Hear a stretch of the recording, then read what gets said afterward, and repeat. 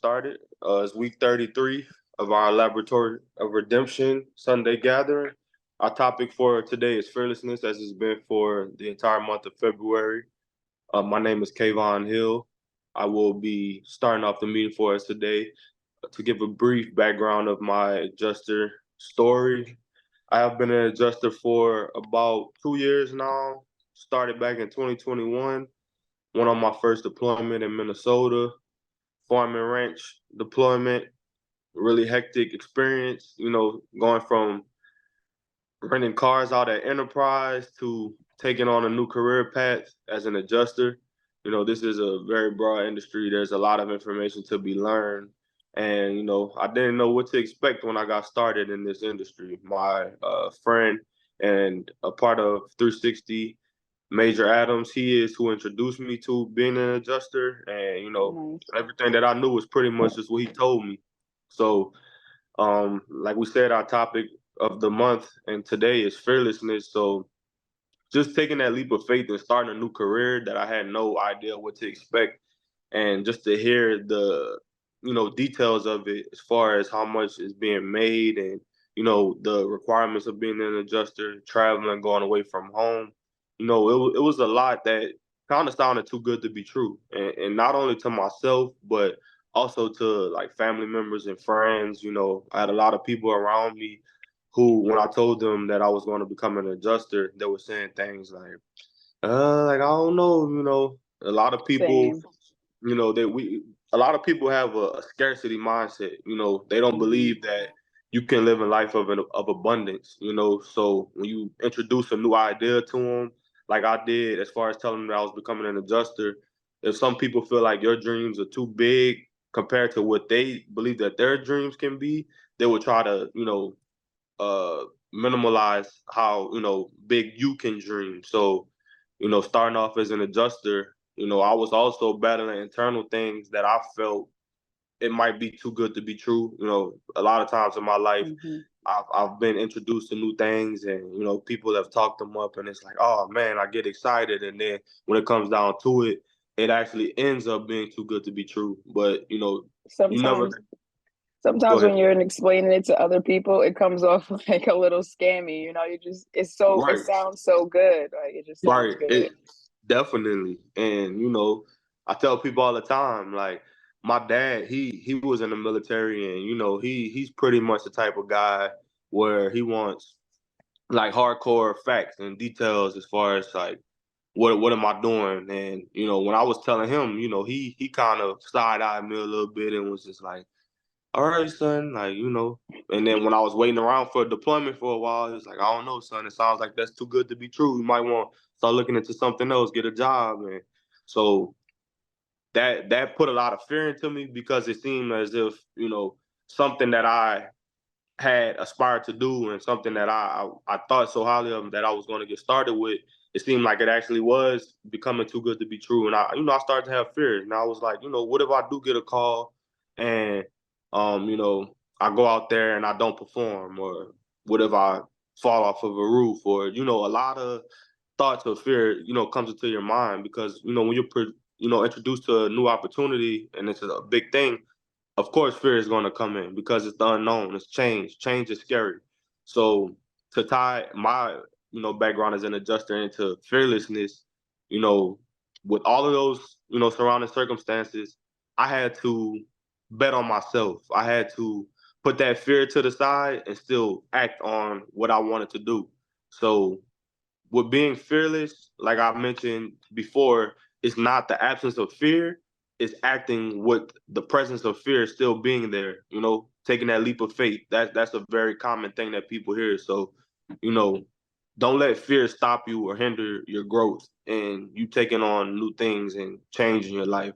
If there's no change occurring, that means you're not growing. So you have to be fearless if you want to elevate in life, and if you want to blossom as a human being and live up to your full potential. So that's what I feel fearlessness is. And to move on, I would like to highlight our mission statement and our values over here at 360 Adjuster Academy. So our mission statement over here is to provide premier training and mentorship to new and existing independent insurance adjusters so that they can become subject matter experts within the insurance adjuster industry. Our core principles are faith, integrity, resilience, and production. Those are four things that I feel like are very instrumental to being an adjuster and just on and the human side of life as well. You know, you have to have faith in order to succeed in life. Like I mentioned before, a lot of things, you know, are unknown when it comes to the future. And the only thing that we can focus on right now is the present and the things that we can control. So, you know, faith is firm belief in something for which there is no proof, complete trust. And for integrity, you know, that's the firm adherence to a code of especially moral or artistic values. That's incorruptibility. And when it comes to resilience, that also ties into being fearless. You know, you have to be resilient in life and as an adjuster. And that's the ability to recover from or adjust easily to misfortune or change. And that's thriving in spite of any circumstance. And as far as production, that's very important if you want to be an adjuster. If you don't produce, if you don't get those claims closed, if you don't make those phone calls and get those claims and appointments scheduled, you will get released. And that's just the harsh reality of things. So, you know, production is the act or process of creating something of value, such as goods, services, and then, you know, specifically with being an adjuster, that's closing the claim. And our business model over here at the 360 Adjuster Academy is come find your vision within our vision. So that's everything that we have as far as for our mission statement and our core values. With that being said, I would like to transition over to my colleague and my friend Janae. If you would like to come on and introduce yourself. Hello, everyone. Happy Sunday. Thank you, Kayvon. For those who don't know, my name is Janae Aiken. I've been adjusting I just started, this is my second year. So far, it's a little slower start to the year than last year. I recently got deployed to California for about, let's just say a week. We'll call it a week's worth of work. It was short. It was intense for whatever reason. You know, they decided to let us go. No fault to the adjusters, but that's just what the carrier did. And it just goes to show you the adaptability that you have to have in this industry. You know, when you take a step out to go somewhere, especially far from where you live. I live in New York, so I had to fly all the way there. And if you were here last week on last week's call, you heard me just kind of go over some of the numbers of my travel over there, getting to, you know, my deployed sites, finding out that, you know, we're packing up and just trying to get as much done as I possibly could in that week. I got a lot less sleep, but it was just for a week. I had to go as hard as I could, you know, to get it done and pretty much to prove to them that I could get the work done. And there's a reason why they brought me out there, you know. So it's been a little intense, but since being back, you know, I'm back to just trying to catch up on things. Back to filling out unemployment for now, you know, until something else gets called, you know. And that's what we're looking for. We're looking to see how the weather turns out over the next few weeks, and hopefully start getting some calls from everyone. Especially here on this call, that would be lovely to see a few faces finally get deployed. This week, we will have our adjuster spotlight. Mr. Clifton is our adjuster spotlight. He's been rocking with us for, I want to say, since we started pretty much. I've been seeing him in here. Although he has not got officially deployed yet, we brought him on this week so we could talk to him a little bit about, you know, his experience in getting licensed and getting prepared for his first deployment. So, Clifton, if you're on, if you could just unmute yourself and introduce yourself a little bit. Hey, everybody. How's everybody going? Can you hear me? Yes, sir. Loud and clear. Yeah, I'm glad you gave me that segue. I have not actually been on a deployment yet, Right. but as you'll see how I went about things, looking for opportunity, looking for what needs to be done and doing it, you know, look for the next thing. So Absolutely. So I got my license at the end of August, okay. and I took a course and took the test in like 3 days time, Friday, Saturday, and Sunday. Oh, wow. And which state are you working out of, or your licenses? I'm licensed in Texas. I have a residency in Nice. Texas, but my main residence is in Oklahoma City. Gotcha. Okay, cool. Yeah, so I that was kind of a high intense weekend, and then I bet. about 2 weeks later, I had my license in place with the state of Texas, and then from there, I sat around 2 weeks, and I wasn't quite sure what to do. I really didn't know what to do, and I was listening to these calls, and really impressed with everyone, and so from there, I looked for the next thing. I was like, well, what does an adjuster exactly do? I took the course, and Right. but that's not doing it. Reading a book and looking at pictures is not doing it. Right. So one day after one of these calls, I don't know if y'all remember, I asked, I like built up the courage to ask, like, because I didn't know if it was appropriate or not, and I asked, is there any adjusters here local that I could go out with? And Toby and Dennis both stepped up, and they were actually on deployment with State Farm in their home And city of Oklahoma right. City. Mm-hmm. So I And was how really far was that impressed. from you? Oh, I mean, Dennis lives like 3-4 miles from me. Oh, okay. So, Wow. so I was really pleased that they were so cordial and willing to help. And Of course. so I went out, and over about a month and a half, I did approximately, I lost count, Wow. 22 Oh, wow. 22 That's inspections. amazing. And Dennis used to be a roofer. Oh. And that's the thing. I started thinking, what's the next thing that could happen? And so I always use my imagination and my visualization to think of what do I need to do next? How can I make the best use of my time? And I thought, man, I know the roofing is a big thing. Absolutely. Wind and hailstorms. And I was like, and I knew enough to know that roofing and inspecting a roof is more of an art form than just cut and dry. Right. And so I was actually programming or asking, man, it would be great if I could find someone to take me out that knows roofing really well. And that was Dennis. And so I did those inspections with them. And then I got a little bit back behind financially, because currently I've been driving Uber to make ends meet. And so I did the inspections, and then I started to get confidence because I knew what to do, but I knew I didn't know the other piece. I didn't know the Xactimate. I didn't know what a report looks like. I didn't know what information they get in. And, I started programming for the next thing, what do I need next? And I, learned from here, there's, some courses that you can take, and ropes and harness. And so that's a I was good like, one. man, it would be really cool if I found a course I could go to. And so I did.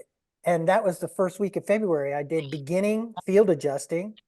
And that was Monday through Thursday. And then I did the ropes and harness course on a Friday. You And that already was have so really much cool. more experience than half the people that get deployed out. I know. Right. There was actually a practical, the last day for, Wow. how to do an inspection, and Wow. and fill and actually writing it up and doing the calculations in Xactimate and picking, the category codes and activity codes and all the stuff that goes with it. But it's not hard. It's just a different And platform, let me ask you, how much did you have to pay for a course like that? Well, I don't recall exactly. I mean, it was a little bit. It was I think the beginning adjusting class was 300. Right. And then if you complete the course and get deployed within 18 months, they'll give you half of it back, something like that. And then that's a great incentive. Yeah. And then the ropes and harness course, if you just show up, it was $200. They give you $100 back. It was well worth it. That's The rope and harness course, 1612. I do. Yeah, I do recommend the rope and harness course. I climbed to 1612.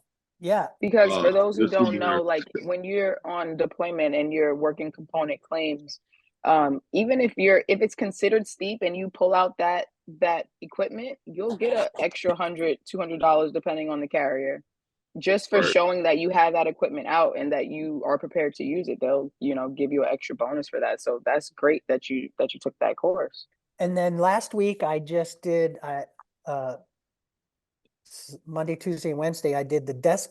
So get this. So I'm in the class and they're like, I was like, when I was in the class, I realized, oh my God, these programs we use in Xactimate, that's not for me. That's for everybody else that's looking at my work. So my thought process was, I need to know what these other people are looking for and what the management's looking for. Because if I know what they're looking for, I can write my report for that. I could do everything Those are I the do questions. geared towards that, Yep. right?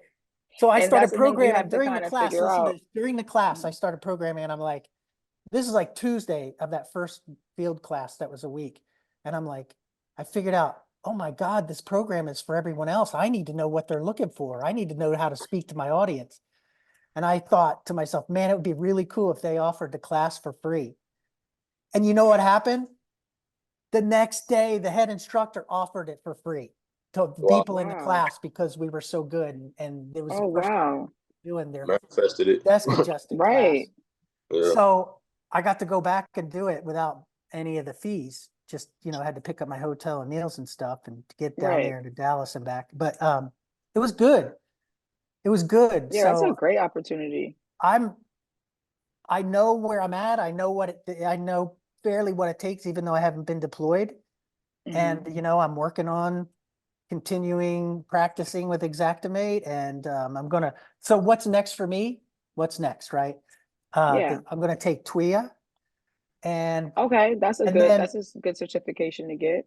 I didn't realize that we actually had to apply, with the reciprocity thing with Texas. I didn't know we had to apply for each state directly. Oh, yes. So that's my process now. I'm working on picking up a few licenses. Picking up all the licenses I need to get ready for wind and hail across, across there, and maybe Michigan and Minnesota too.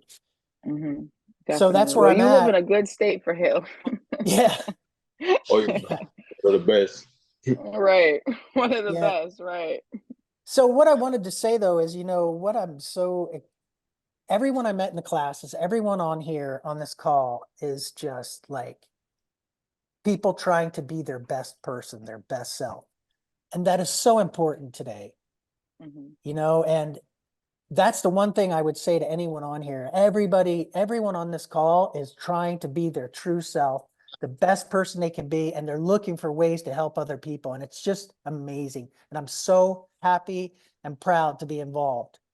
I hope you don't lose that excitement. I love that excitement that you have. I can't wait to see you get deployed, because just seeing from where you were to now, it's like, it's great. It's really nice to see. Yeah. And the other thing, we were talking about resilience and what was it for this week? Fearlessness. Yeah. Well, you just look for what needs to be done and do it. And like, you have to get your life in order, which is what I'm doing now, getting my life in order. So especially with this industry, if you want to be independent, everything is on your shoulders. Yeah, you have to get your life in order so you feel confident. If you have your life in order, you'll feel confident. You're like, I'm ready for whatever comes. I know everything's ready. I'm ready to go. Nothing's gonna, I've got everything taken care of. And one thing I've been working on lately, really super concentrating on, is when I pick something up and start it, I finish it. I don't let things go. If I start it, I'm finishing it. And and keep that for each claim that each claim that you're working on, work it all the way through. Don't let anything else distract you and throw you off, because there's going to be so many things that will try to do that. So that's how claims pile up. If you start and you don't finish them, you'll end up with 50 tasks, and you don't want that many. And there'll be small, minute details that you have to go finish about a claim. So once you start, just finish. So that's great that you have. And that's how we get paid, right? Closing that claim out. That's how we get paid. So yeah, that's a great thing. Make sure you keep that in the forefront when you start to work on your claims. That's great. Yeah, so people that are new and are still along the process and haven't been deployed yet, just look for what's the next thing to do and do it. And now we've been preaching for about 3 months or so. Now is the time to do it, because we're going to keep saying now's the time. And then the next thing you know, we're going to be like, all right, we're getting deployed now. So And Yeah. that season's hesitation here. you feel when you're doing something new and you're like, the doubt and fear and worry and anxiety starts to kick in because you're. Yep. So two things about that. First thing, I have been programming this into my mind for like 20 years. Like I say, if there's something and I feel that like that hesitation or that withdrawal or, the little bit of fear, that little bit, I just say, do it now. And I get on Do it. it Do it quick. now, do it now, do it now. That's great advice, Clifton. That's great advice. Does anybody have any questions for him? Any other Yes, I newcomers, do. maybe? Oh, Hi, yeah. Cliff. This is Tyree. Sorry, I'm not on camera. The Oh, good. the rope and harness class that you did, was it through Alacrity? Was it through Renfro? It was through Alacrity. Alacrity, okay. Because I know Renfro does it, and there's another like standalone. Yeah, there's a few of company. them that do it. I know Pilot usually has one. I remember when I did with Pilot, they were kind of touring around the country, just doing free classes for anyone who would sign up. So kind of look into those. I would say like the big 10 or 8 to 10 firms out there. I would definitely be on their roster to look out for those type of things. Coach Ryan, you have a question? Yeah. Hey, Clifton, quick question. So, and I may have missed it. What was your background coming in, and how do you feel like it just correlated to this industry? I don't want to really say because I don't, man. I've lived 5 lives, right? So I'm a neuroscientist, a chemical engineer. I've written insurance before as an independent and as a what they call like attached or under contract with a company. And I got out of the insurance because there was so much fraud and stuff going on. Like, plus, when you're writing insurance and the same company you're writing for holds you to all these standards, and then they're running commercials telling other people, you could only have to pay for what you need. Go online and do your own. And I was like, I'm out of here. There's no respect. There's no integrity. There's no honesty. Right. But this side is different. I was just about to say side, that from this side, you get a totally different vibe. Like even to where one thing I noticed, parking my car every day at the center where I was taking the classes, everybody was so exacting about getting their car right in the middle of the spot so they didn't damage anybody's car next to them. Like everybody takes care with what they're doing and tries to do the very best that they can, which is awesome. Those are the kind of things those are the kind of people you want to be around. Definitely.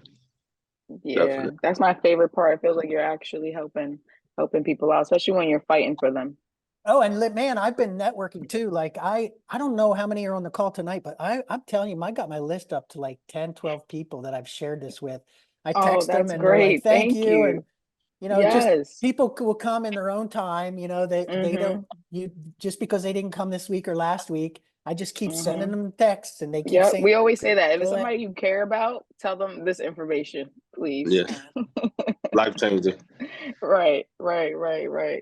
Wow, thank you. Does anyone else have any questions before we move on?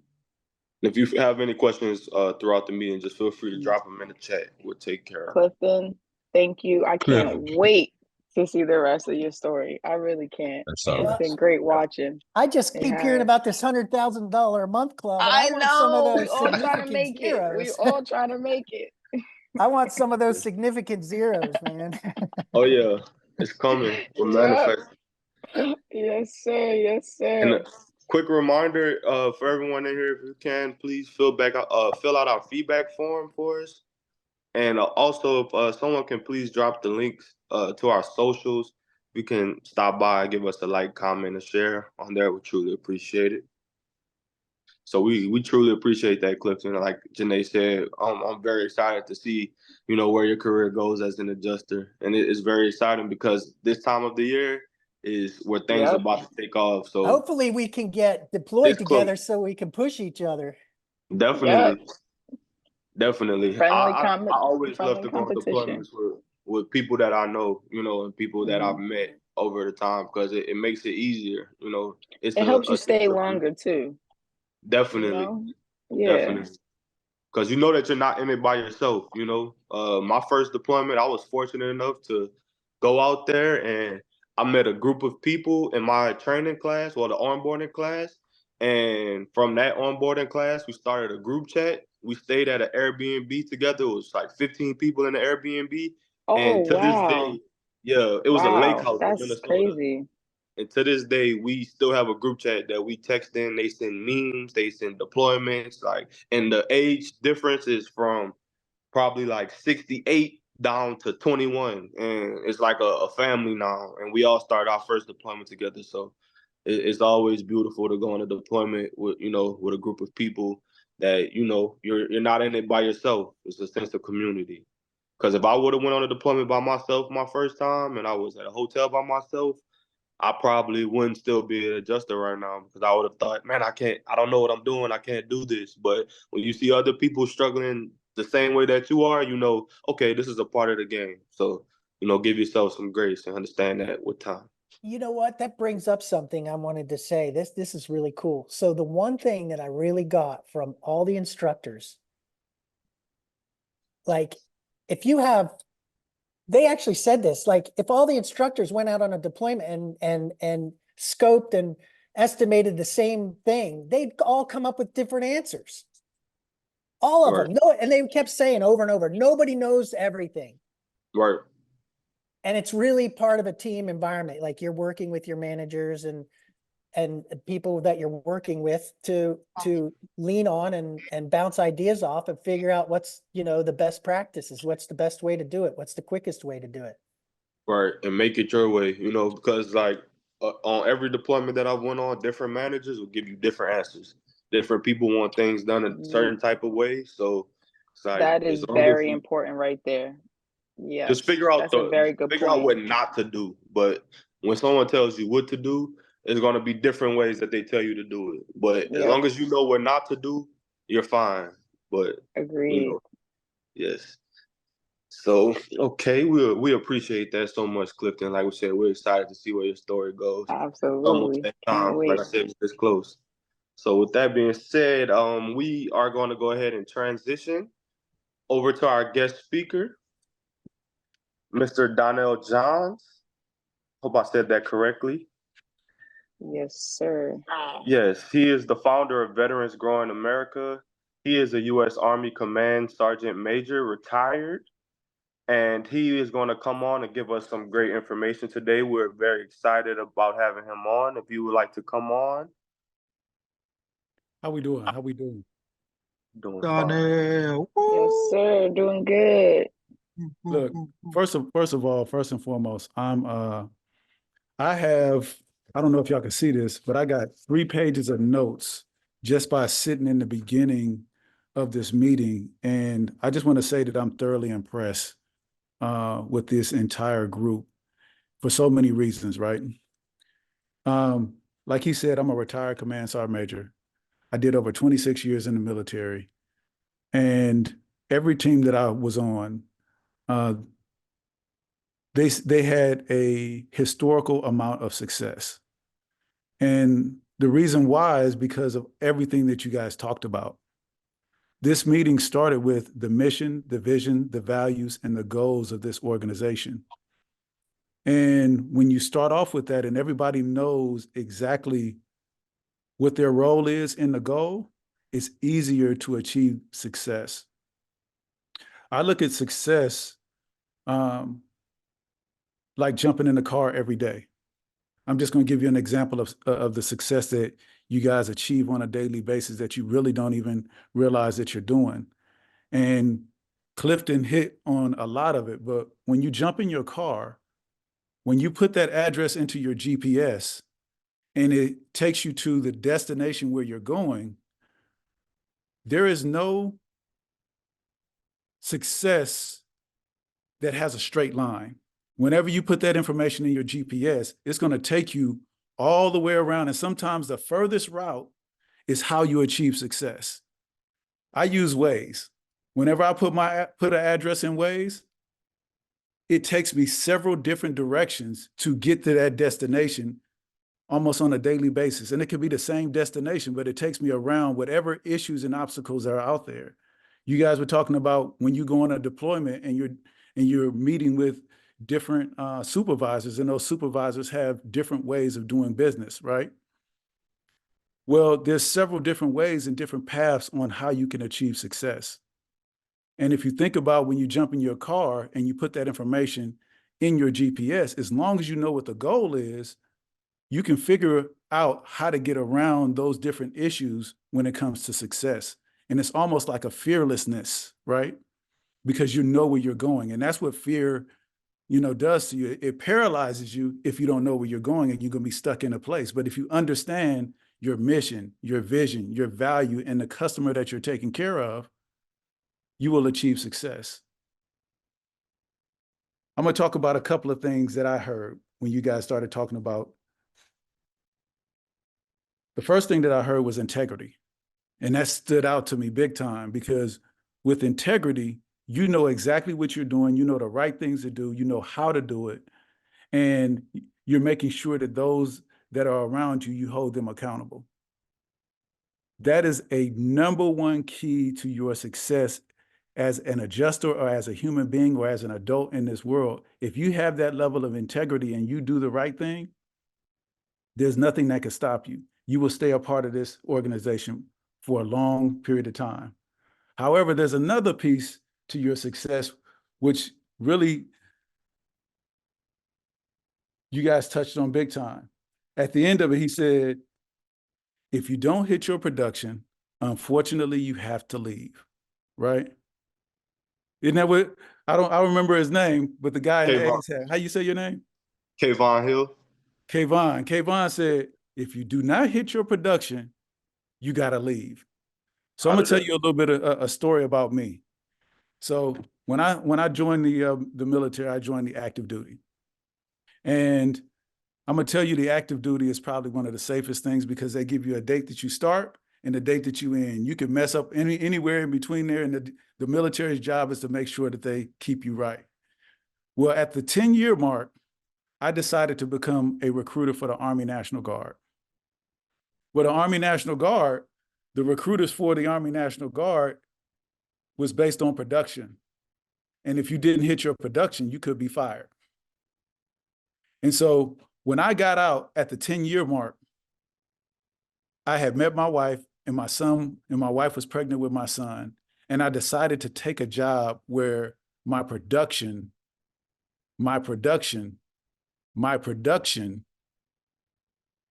weighed on everything. And I was in an organization that deployed often. Like you guys talked about, y'all talked about being deployed. I was like, oh man, am I in a military meeting? I'm like, am I about to deploy someplace? I'm like, what's going on here? I didn't know that you deployed, Travis. You didn't tell me about that. But I had to worry about making sure that I hit that number of people, that I put those number of people in the military, or else I would not have a job. And I had to make sure that I did it with integrity, because those people that I put in the military on the National Guard side, once they went to basic training, once they went to job training, they came back and they went back into the community that I recruited them out of. And so if I lied to them, if I told them anything that was wrong, guess what they did? They would talk to their friends and family about that, and I couldn't recruit in that town anymore. And that same type of thing can happen with you in the areas, in the provinces, and the locations where you go into. And the cool part about it is the better that you take care of your customer. I'm gonna say this one more time. The better that you take care of your customer, the more that they will take care of you. And so I heard y'all saying the $100,000 a month, right? How do you get $100,000 a month? I just gave you the formula right there. You take care of your customer with integrity. You become that subject matter expert. Next thing you know, they are referring their neighbors to you. They're making sure that you are getting the work that you need to get that $100,000 a month. I've never seen $100,000 a month in my life. I hear Travis talking about it all the time. I'm like, what does this dude talk about $100,000 a month? I'm trying to make $100 a month. But $100,000 a month is huge, and you guys have the ability to do that. And it just takes taking care of the person in front of you. One thing that Clifton said is he's making sure that whatever he starts, he finishes. Whatever he starts, he finishes. He is so close to making that $100,000 within the next couple months. All he needs to do is be deployed. I guess that's what you need to do. I don't know. I've never done the job before. But I can hear it in your voice that you're hungry to take care of people. And the more people that you take care of and the more value that you add your customers, guess what? The more money that you will make. And I know that it's not about money to you, because everything that you talked about, you know what? I want to just make sure that I'm taking care of and helping those people around me. You want to make sure that the classes that you take, you're ready to be able to do whatever you need to do in order to make it to the next level. And so I just want every one of you guys to just really think about what you're doing, why you're doing it, how you're doing it, and that you're moving with integrity. That you guys have the resilience when the hard things happen, or it takes time to cut corners, that you don't do that, that you do the right thing when the time comes. Because guess what? You're going to be faced with a decision where you can take and cut a corner. And once you cut that corner, you will never be able to come back from it. And that's going to be the one person that you're going to take. You think that you're going to get that little bit of money, but it's not going to help you out. It's not going to take care of that person the way that you want to. And I love the fact that you guys are spotlighting the members of this organization and telling those stories. The one thing that I want to hear, right, is I heard the story of what you guys get on the other side, that $100,000.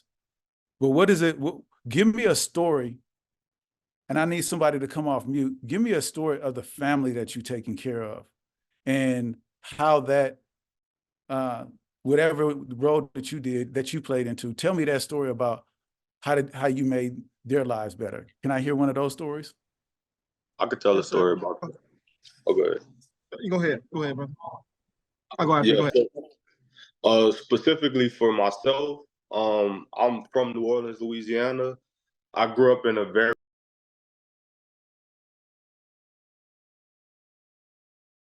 Wait, Kayvon, you're muted. You have to unmute. Yeah, I don't know what happened. Somebody muted everybody at the same time. Oh, but I was saying that I'm from New Orleans, Louisiana. So I grew up in like a very family-oriented family, you know, a pretty large family.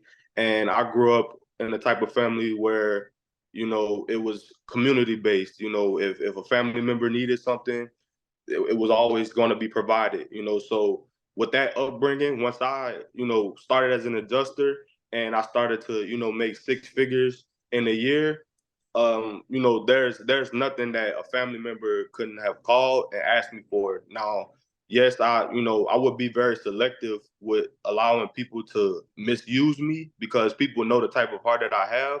But I will say that by me changing my life, I don't want money to make my life better. You know, I want money so that I can impact the lives of others. That's always been my motivation with, you know, getting through school, you know, whatever career that I started after college, you know. So me being an adjuster, you know, there's been times where my siblings specifically, you know, they're late on a car note payment or something like that, or their phone bill is about to, you know, is due and their phone is going to get cut off.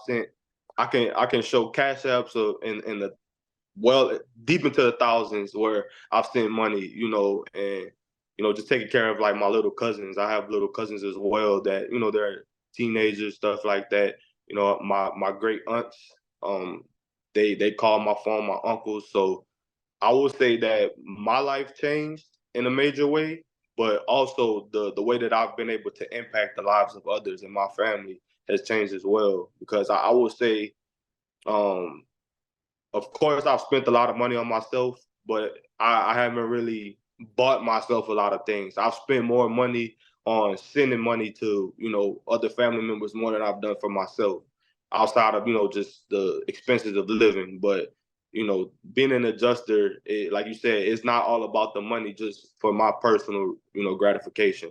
It's so that I can change the life of my family and, you know, just show them that there's more out there. Like I mentioned in the beginning, as far as people having a scarcity mindset and not knowing that, you know, you can achieve bigger things. I went and made this happen for myself so I can show my family, you know, that there's a different type of life to live. And so someone also, thank you so much, Kayvon. Someone also shared with me, tell me a story about a family that you helped. I can, someone else want to go? Go ahead, Tyree. Okay, so I do, so I work like daily claims, so it's kind of like your day-to-day, you know, refrigerator, pipes, you know, TV, you know, things like that.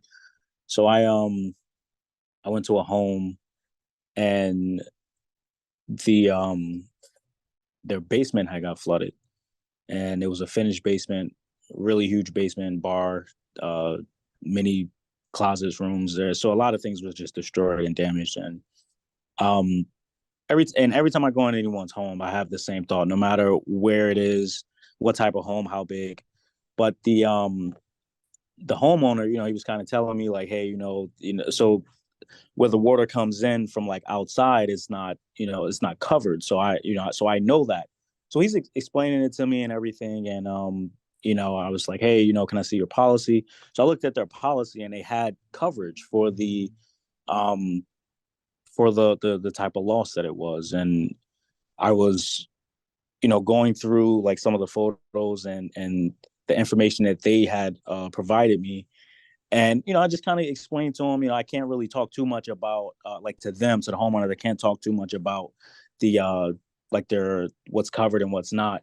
But at the end of it, you know, as I do with every homeowner, but this one was just, you know, I spent a lot of time there.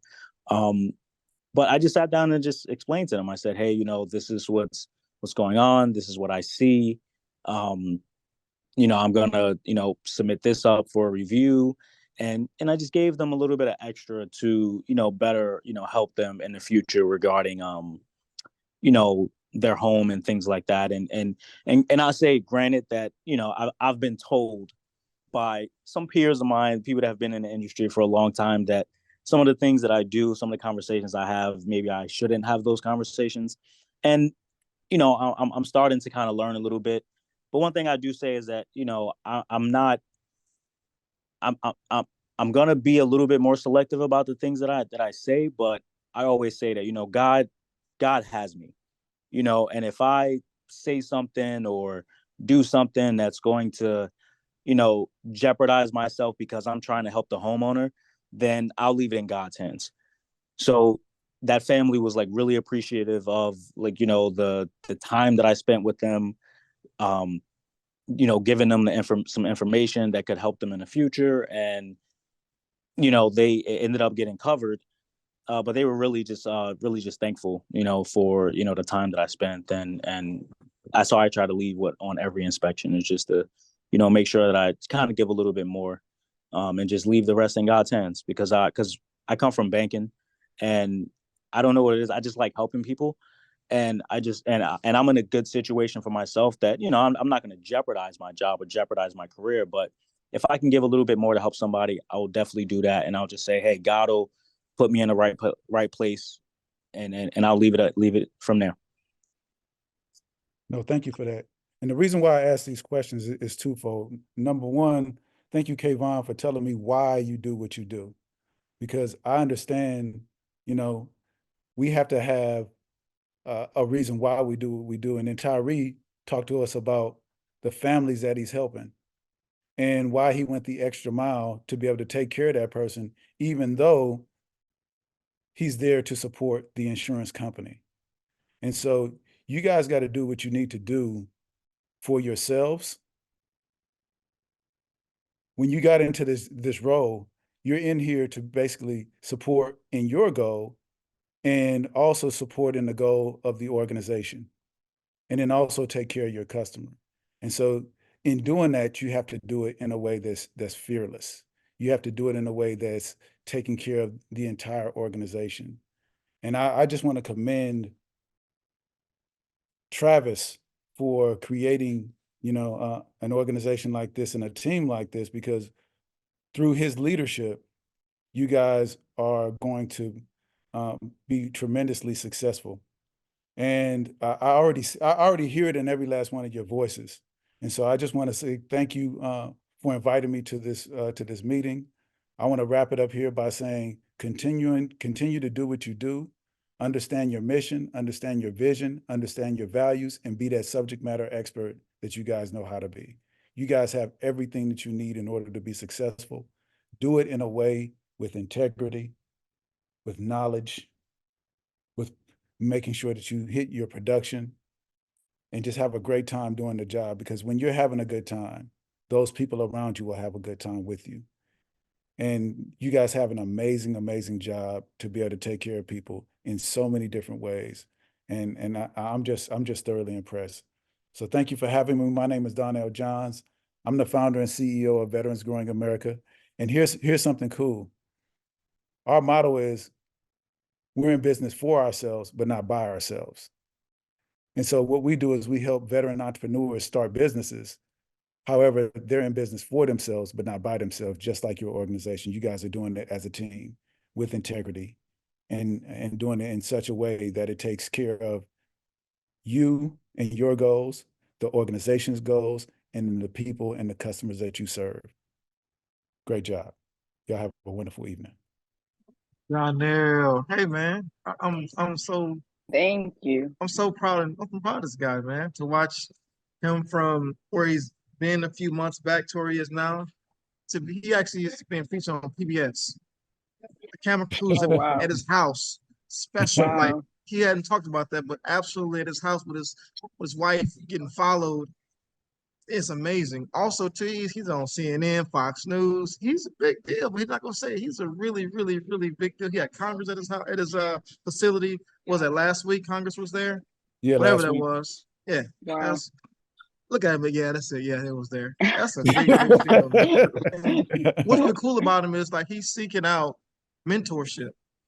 No, he's part of the Dr. Eric Thomas's UOU Mastermind. That's where I met him at, and he's been growing and blowing up ever since. It's really, really cool to watch the transition to his son, and it's really, really cool. So I'm going to go ahead and quit talking, but I'm so, so proud of you, man. You got cool brush hair. It's so cool. I'm going to hair one day like that. Thank you. You know what I'm saying? I guess let me say this, and when I stepped into entrepreneurship,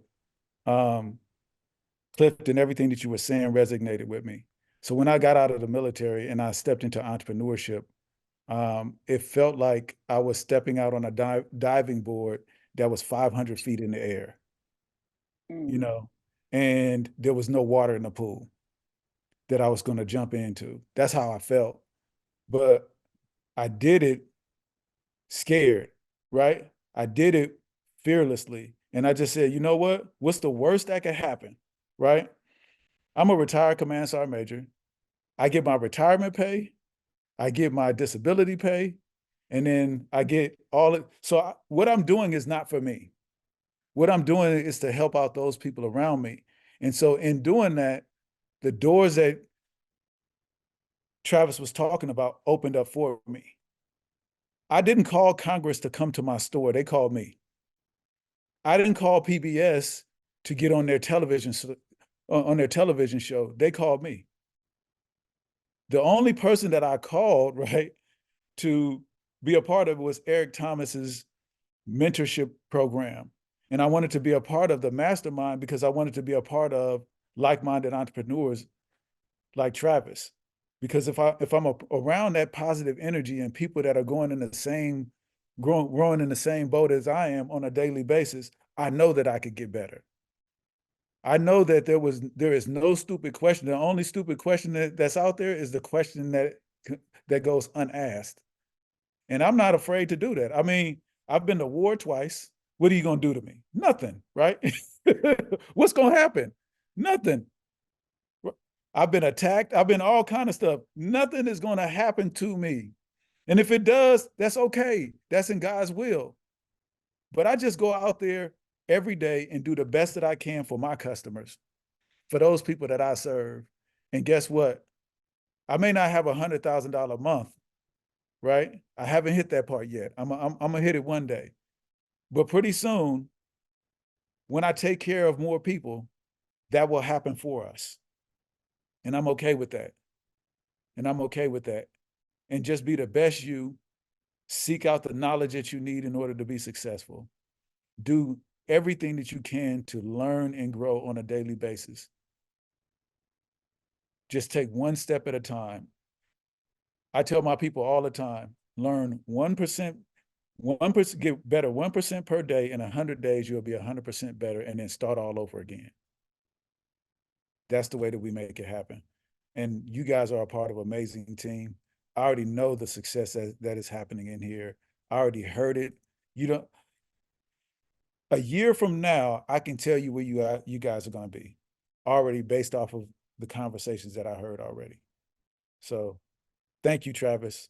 I appreciate you telling you sharing my story. I don't like to share the story because I much rather you guys hear my words and the things that I say more than I guess you guys can't see my action or anything like that, but my past is my past.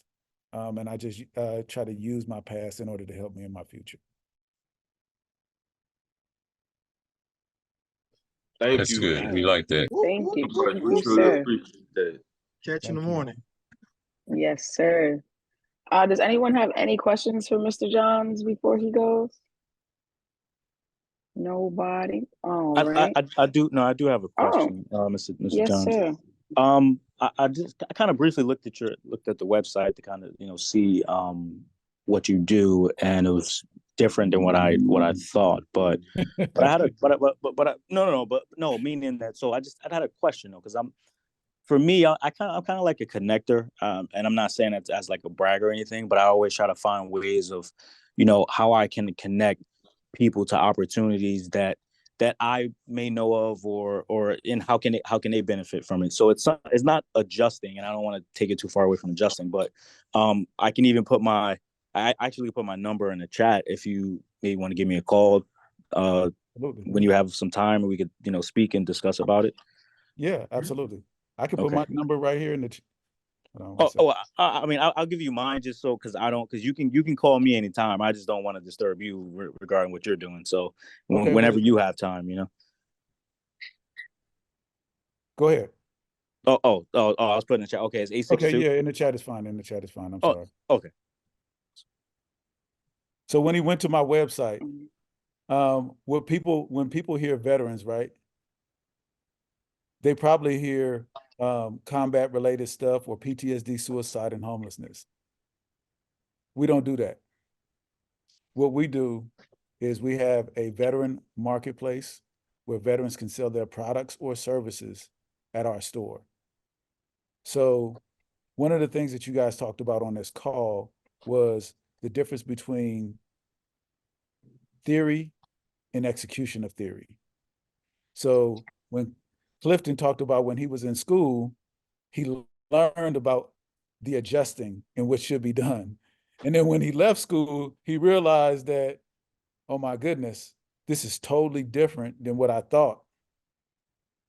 And that's the way that business works, is you can write a business plan, and the business plan can be sexy, and it's going to say that you're going to get $100,000 per month, and you're going to work with Lockheed Martin, you're going to work with all of these big organizations or whatever the case may be. However, if you don't have any relationships with those big organizations, you're not going to do any business with them, right? And so what we do for the small business owner is we have a space, a location where they can sell their products together in one location. And now they can bring all of their customers in there and sell together. And then some of them will learn how to set up a point of sale. Some of them will learn how to set up a CRM. Some of them will learn how to set up their website. Some of them will learn all kind of stuff, right? And that's why we say we're in business for ourselves, but not by ourselves, is because when you come out here and you learn how to do business in school and you try to apply that in the street, it's a totally different thing. And so we're just providing that platform in between that education so they can get customers and their businesses can take off. Because like Clifton said, hey, how do I get deployed so I can make money? How do I get customers so I can make money? Same thing. So just answering that question. All right. Awesome. All right. Thank you. All right. Well, once again, thank you. Before we finish up the call, we do have Coach Ryan coming through with the financial tip of the week. So Coach Ryan, if you could come off mute and hook us up. Yo, what's going on, y'all? How y'all doing tonight? Man, so man, this call has just been so full and enlightening. Man, I think it's just awesome the way things align. I made a post in last week's chat about a tax code that we're going to talk about, right? But just to give you a little bit of background on me, I was a business development manager. I oversaw the procurement budget for multi-million-dollar budgets, whether it was a school district, oil company, you name it. I spent a lot of time, overseeing other companies' budgets and doing sales training, all these things. And I started to realize that, man, I make these companies a lot of money, right? At one point in time, I worked for a law firm, and I did the calculations, and I was bringing that law firm easily 3 million plus annually. I said, man, what's 10% of 3 million? That's 300,000. If I can make myself half of that, I'd be fine, right? And all glory to God. I've been over a 6-figure earner for more than a decade. And some of the things that you guys talked about, I wrote them down. Looking for opportunity was something I heard Clifton say. And he stressed just doing what needs to be done and getting your life in order, right? And as our speaker was talking today, about just helping military veterans that are transitioning from being in service to going out in the real world, right? And one of the things that you have to consider is, do I work a 9 to 5, or do I go into business for myself, but not by myself, right? And also as an adjuster, you have to navigate taxes, seasonal influxes of income, right? Those are things that we just have to deal with. You can't get around it. So what's the answer to that? And so the theme that I set for last week was entrepreneurship, right? And so I think it's so amazing how those things lined up. I would like to read something to you guys, right? The word entrepreneur originates from a 13th century French verb, entreprendre, meaning to do something. One of the things that Clifton was talking about is he just wanted to be a doer, right? Or to undertake. By the 16th century, it was being used to refer to someone who undertakes a business venture. The first academic use of the word by an economist was likely 1730 by Richard Cantillon, who identified the willingness to bear the personal financial risk of a business venture as the defining characteristic of an entrepreneur. In the early 1800s, it was popularized that the academic usage of the word entrepreneur stressed that the role of the entrepreneur in creating value by moving resources out of less productive areas and into more productive ones, right? In this manner, he provided a clearer distinction than Cantillon between an entrepreneur and other business owners, such as shareholders, who assume financial risk but do not actively participate in the day-to-day operations or management of the firm. Two notable 20th century economists, Joseph Schumpeter and Israel Kirzner, further refined the academic understanding of entrepreneurship. They stressed the role of the entrepreneur as an innovator who implements change in an economy by introducing new goods or new methods of production. In this view, the entrepreneur is a disruptive force in an economy. Schumpeter emphasized the beneficial process of creative destruction, in which the introduction of new products results in the obsolescence of failure of others. The introduction of the compact disc, we're talking about the CD, and the corresponding disappearance of the vinyl record is just one of many examples of creative destruction. So I'm going to post a link to this because it's kind of long, but it gives us a great insight into the entrepreneur. So really quick, while I go over these 9 points that I have, and they'll be really brief, if you consider yourself an entrepreneur right now after hearing that, put a 9 in the chat. If you don't think you're an entrepreneur, put a 1 in the chat, okay? So since it's tax season, one of the things as entrepreneurs that we go through is how do I navigate my situation? Just to give you an example, we have, I'll just say Adjuster A. And just so you guys know, as someone who owns a financial services firm, I filed taxes for multiple people in the group. Let me tell you, the numbers are real. Okay, they're definitely real. So we filed taxes at the end of the year. This gentleman owned a business, and he made roughly, I want to say like 250,000, a little under 250,000 for the year. And his tax bill was about $28,000 for that year, right? And so, how does he navigate that, right? So here's what happens, Janae, and you can attest to this. You have two choices. You get a $50,000 check, right? And you allow them to tax you at 40%, right? Now that's $20,000 that they just taxed you. And then at the end of the year, maybe you get a refund back. This is the scenario of not having entrepreneurship to be your answer, okay? You make $50,000. Now you set aside $2,000 to go to taxes and use $18,000 as an entrepreneur, right? Which one seems like it's something that would make more sense for you, right?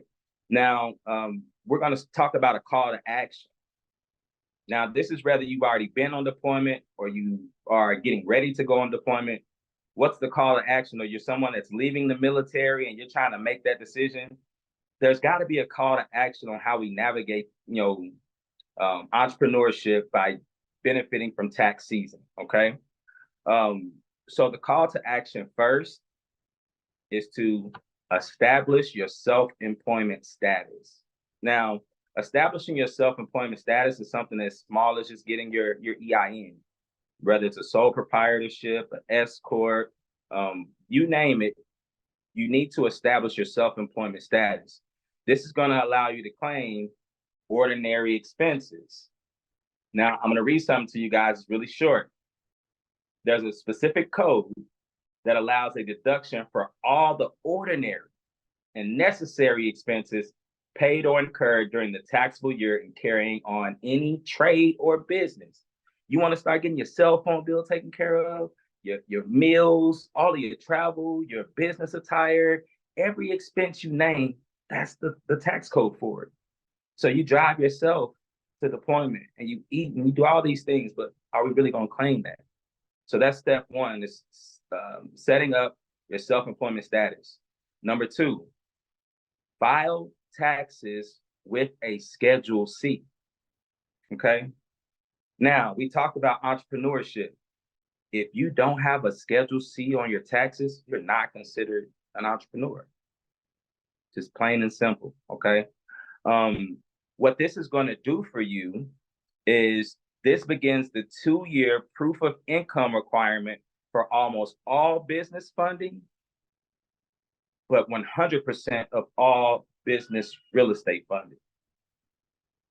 They're going to ask for 2 years tax return. Now, if you got 1 year with the Schedule C, you're going to have to wait until next year to make a move.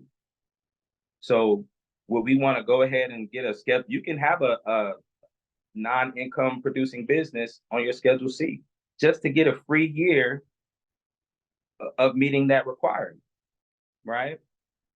Now, the last portion, I represent a company, New Legacy Firm. Again, it's a financial services firm. And one of the things that we do is real estate business funding, okay? We not only help you establish steps 1 and 2, but we also have access to business funding for real estate. Now, I talk about that a lot, and I'm going to give you a scenario of Adjuster A had he taken advantage of what I'm saying and the difference that it would have made. And then I just want to give you guys, time to ask any questions or feedback. Now, had he did this and purchased a rental property, let's say that rental property was just $200,000, okay? He's going to be able to claim something called depreciation on that property. If the land's worth $20,000 and that gives him a annual deduction of $6,500. But also because he purchased that property with that business that he set up, right? Everything that he spent to purchase and renovate this property is tax deductible, okay? But let's say we don't even write off the purchase. We only do the rehab at $25,000. And then whether you bought laptops or just whatever you went through, general expenses is $5,500, okay? That comes up to a total of $37,000 in tax deductions just from purchasing an investment. So now we go back to the beginning. That $18,000, instead of him letting them take it out of his check and then hold it in the treasury, he used it himself. And he put $2,000 in just for good measure. And guess what? He's getting that back because his tax bill was $27,000. His deductions came up to $37,000. So whatever he paid in throughout the year, that's a refund, baby. That's a refund. And so the accomplishments of this, what it allows you to do as an adjuster, we know you go through times when you're not deployed. This is filling the gap, because not only are you going to be able to get these tax benefits, but it's an asset that produces monthly income. So that's just the tax deduction on one property. Imagine if he repeats this process 2 times a year for 5 years. He never has to worry about, I'm an adjuster that's making a lot of money and I'm getting taxed today, right? Not only that, lowered the taxes, he lowered / eliminated his taxes, and he added to his network. Can you imagine that? That's the real golden egg. It's not only did you navigate taxes the right way, but you increased your network. And I'm gonna finish with this. Tax avoidance and tax evasion. One is legal, one is illegal. The biggest thing in between the two, tax evasion happens after the fact when you didn't know what to do. Tax avoidance, which is legal, which is have Jeff Bezos, who makes $24 billion in a year, pay $0 in taxes, is by being smart and strategic ahead of time, like this right here. So I tell y'all what, I'm gonna post the link in the group, and if anyone can tell me what section of the tax code allows for this deduction, I'll give you a $20 cash app. I'll put my number in the chat. If you have any questions, let me know. But man, I know this call is late, so I won't go into the Q&A. But I thank you for your time. If there's anything you have, don't hesitate to reach out. Man, that was dope. Appreciate that, Coach. Definitely need to hear that. Yes, sir. And like he said, he's gonna drop a link in the chat. If you guys have any questions, or feel free to reach out. I definitely will be reaching out to you, because you just said something that I need to talk to you about. So if anyone else needs, has any other questions, please feel free to do so. But with that being said, I would like to thank everyone for coming out to our Sunday gathering of adjusters. This was week 32, and next week will be week 33, I believe. Am I correct, Janae? I think this was week 33. Okay, I'm sorry. This is week 33, and next week will be week 34. Right. So again, if you can, fill out our feedback form if you haven't already. Stop by our socials for us, please, and join us next week for our weekly gathering. And also, with these deployments picking up and everything, still want to challenge everyone to adhere to our 100K club. If you can, reach it, let's try to achieve it. So thank you, everyone, for coming out. I just want to let everyone know to sign up. If you're not on QA's roster already, I would say to get on the roster. They're starting to promote more free trainings that they're sending out to everyone. And I think they're starting this week, water mitigation, window assessments, policy review. So again, if you're not on that roster, you definitely want to get on there so you can get with those free trainings. And they pay attention to the names that come in there. So. And where do those trainings pop up? Because I just joined QA's roster. So just for everyone else in here who may have joined, I didn't receive any emails. Okay. So if you can. I can put an email address in the chat, and you can reach out to him. I see that they sent it to over 100, 200 names. So Okay. I'm not sure, but I'll put it in the chat for everyone. Just reach out, let them know that you're on the roster and that you want to be a part of the trainings. But they are free, so. Okay. Awesome. Kavan, did you join the QA through the website or through the adjuster portal? Through the adjuster portal, because their website, when I clicked on to join the roster, it redirected Yeah, it takes you to the portal. Yeah. Okay. So, right. And I did all of I guess it was like the parts that popped up where it said like 1 out of 8 or something like that. Right. You have to do the direct deposit and all that different stuff. So I finished majority of it besides the stuff that didn't apply to me. So I thought that I was officially on the roster, but I'm not sure. So I'll reach out to someone tomorrow. Yeah, reach out to him. Yeah, because they're starting up this week. I think there is one every day. Okay. Yeah, I'll check on that too. Yes, sir. Awesome, man. Awesome. All right, guys. Awesome. I just had another question for Janae. Yeah. Do you prefer to like just do cat or you are like open to doing whatever, or is like dailies will get in the way of you possibly deploying for cat? Yes, I do feel that way. The latter, I do feel like it would get in the way. But when I'm on break, I'm definitely trying to look for stuff in my area. But I definitely would let them know that I prefer to be in the field. Okay. Mm-hmm. All right, awesome. Yes, sir. All right, guys. Well, thanks for joining. Sunday. Thank y'all. Thank y'all for holding in there. All right. Later, guys. All right, John. I'll let you know how the tests go next week. I actually know the following week. The following week. Pass them tests, Trav. Yeah, the following week. Yeah, about to finish it, Larry. Yeah, I'm just waiting on Texas to get back with me now, so everything is good. Hey, you have my number? I'm putting my number in the chat. I'm gonna sure everybody have my number.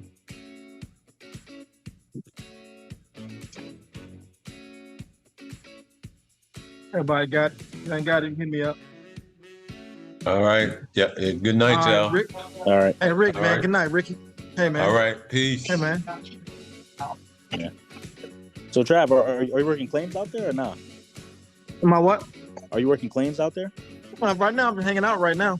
I'm hanging out, enjoying the coast drive from LA to San Francisco, doing all the little stops to the ocean and all that stuff. Just enjoying it, man.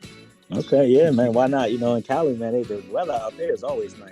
Yeah, it's real nice, man. It's weird. It's like out there suing his rural oats. I mean, see, but you out there suing his rural oats. But you from Texas, where they always got something. It's ridiculous, man. All right, man. You enjoy. I'll see you next week. Have a good one, everybody. Be safe out there, man. I hit you up. I'll hit you up, man. Later. Take care. All right.